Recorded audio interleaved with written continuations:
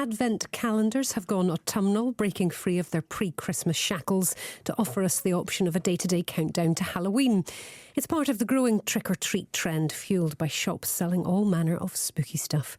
Well, Kate Hardcastle's a consumer expert with the consultancy Insight with Passion. Morning, Kate.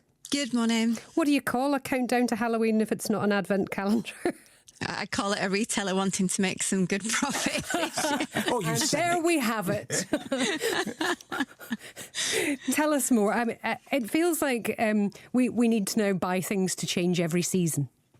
Yes, I think what it is what we call event retail, and it's growing. And it's really surprising sometimes that these events really do impact us so much, because then we hear all of the news reports from yourselves and understand that people are really impacted with cost of living still and feeling the pressure and feeling the strain. So the two don't immediately marry up, but that's because we shop emotionally. An event spend, when it's getting ready for something, preparing for something, looking forward to something joyful, is exactly that. It's an emotional thing that many of us want to just spend a relatively, for some, small amount on something a bit fun, like some Halloween decks, to make life a little bit more exciting, fun, etc. But a lot of this has come from the States, of course. You know, the States always been big celebrators of the Halloween period, and we've just grown to decorate up and find new ways to celebrate, including, believe it or not, an advent calendar. It's pressure on consumers, I suppose, for parents to buy some of this stuff for their kids. It's also pressure on the retailers. I was in my local supermarket yesterday,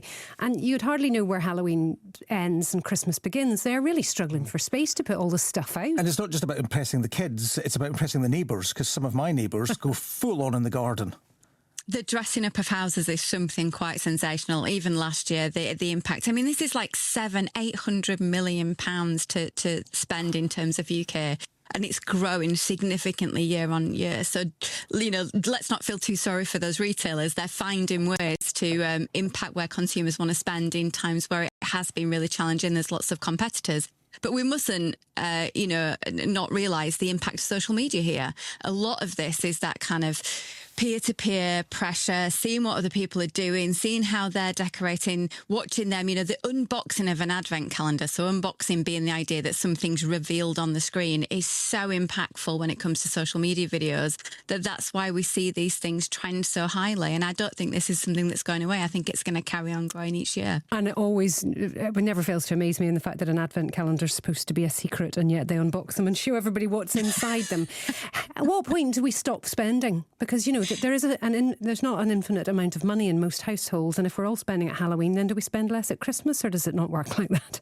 It doesn't work like that. I do think people have to make choices. I do think people try and do these events quite savvily soon, and we've seen the growth of the re-commerce market. But it's true to say also that some people do lean into finance just to get through periods that might be quite short-term and short-lived, but then they pay for periods after. Kate, lovely to talk to you as always. Kate Hardcastle telling us it like it is.